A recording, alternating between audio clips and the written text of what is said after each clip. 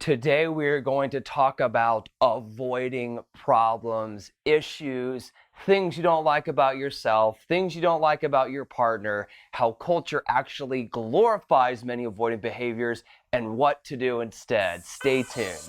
I'm Christopher Gill, and I've spent time thinking about relationships, studying them. I want to be your best friend, your brother, your daddy, and I hope that we can continue growing and talking about anything.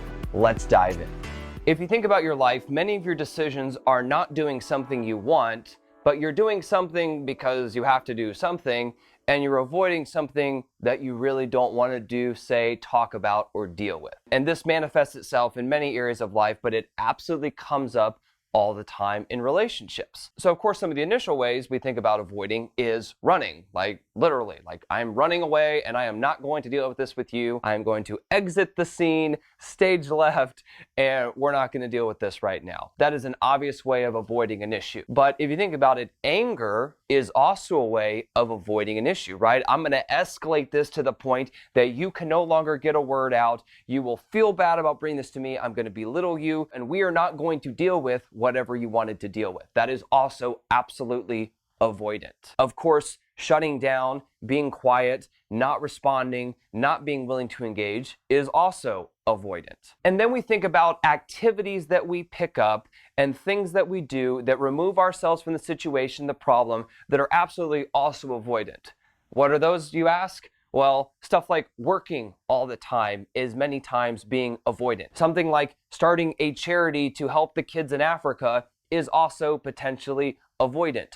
Working out all the time and living in the gym is also avoidant. Playing video games, scrolling Facebook, Instagram, the list literally goes on and on about the coping mechanisms we use and the way we avoid issues that we really need to face. And I think the really powerful part of this, and the part that hit home to me recently, was you can be doing a positive thing in another area of your life, like building a business, like helping a charity, like volunteering, like working out, but you are really still avoiding the deeper issue that needs to be worked through. And so you're kind of doing a little bit of good here, but the amount of negative you're growing at the same time is growing at a much, much faster rate. And you are hurting the most important thing, the thing that will allow you to grow even bigger in any of those areas, which is your relationships with the people that love you and care about you and want to show up for you. So what I want you to write in the comments today, we're trying something a little bit different, is I want you to give me an example of something you do that you spend a lot of time focusing on. And then I want you to think through with me where that came from. When did you start focusing on it?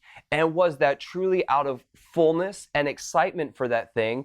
Or maybe that was to put a Band-Aid on something else, not deal with it, avoid it, but you still wanted to feel good about yourself and good about how you were spending your time and what you were working on, and have positive reinforcement that this action of avoidance is actually a beneficial thing. I want to know a little bit more about you. Give me the synopsis in the comments.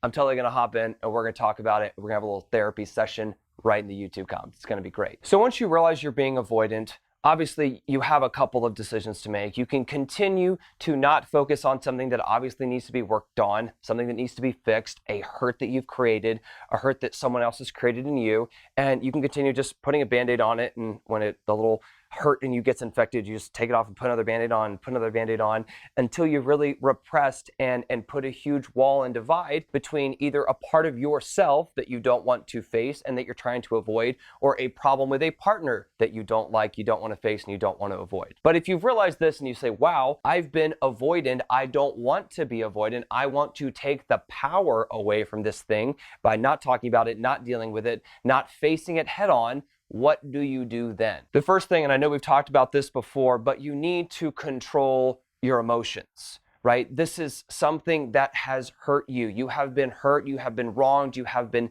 belittled, you have been let down. There is hurt in your body, in your soul, in your physical system that needs to be released and worked through. But the time to work through it in a productive way is not in the middle of feeling it all. So you need to make sure you're responding with an appropriate emotional state. You're not angry, you're not lashing out, you're not being manipulative. You're dealing with this when you're calm and you can actually face and work through the facts. And that leads us right to the second part, is you need to get the facts. right? You need to understand a full picture. You don't want to assume, you don't want to make preconceived judgments about why something happened or why it didn't happen. You want to understand and think through all the facts. One thing that helps me with that is journaling. So when I'm thinking through something, I'm trying to get clarity on it, I will start writing about it. And that is a medium of expression for me. Half the time I'll start writing something and something completely different that I had no idea was going to come out at the beginning comes out, and I will have a lot of clarity and insight. So work to get all the facts for yourself, for a partner, ask the questions that you need to ask,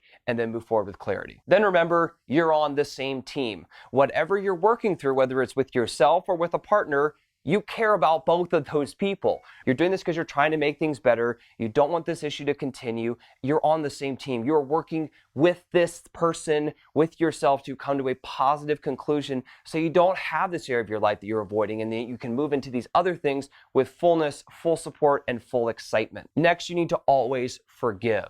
Now, forgiving does not mean you accept. Forgiving doesn't mean that there doesn't need to sometimes be a transition, that boundaries need to be set, that things that have been wronged need to be righted, but you do want to forgive. Again, forgiveness has nothing to do with the other person and everything to do with you, and not wanting to hold on to something that's causing you negative energy, that's weighing you down, that's limiting you, and that's really preventing you from moving forward with excitement, with an openness, with a freedom to accept the abundance that life wants to give you. So you absolutely have to forgive, but that doesn't mean you have to accept everything and say, oh, well, that's just the way it happened, and we're just going to go on down the road. That's not what we're saying. You also have to realize it's not always your fault. Sometimes, and many times, you had a role to play, but other times you are simply dealing with the byproduct of someone else dealing with problems in their own life. Even with yourself, you are reacting, and you may have put yourself in a very bad situation, put yourself through some very negative things,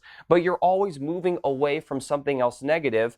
And especially when it's an external force, when it's someone else, you need to realize it was not your fault. You didn't do something wrong, and that's why this negative thing happened to you. That's not the case. You need to forgive yourself, but also forgive the other person and allow yourself to be free from holding on to this. And finally, you need to move forward. You need to have a plan. You need to understand the facts. You need to forgive. You need to release the negative emotions, and then you have to move forward. Your life is still continuing, and you realize that avoiding it isn't working. So you want to move forward with the facts into a way so you no longer have to avoid this thing. You've set proper boundaries. You've done what you need to do. You've done the work. You've forgiven, and you're able to move forward. And many times that is with a closer relationship with the person that wronged you, but sometimes that's not possible, and that's totally okay too. But again, you are now not having to avoid this negative instance, this negative experience in your life. I hope this video was helpful to think through some of the ways and things we do when something negative happened in our lives,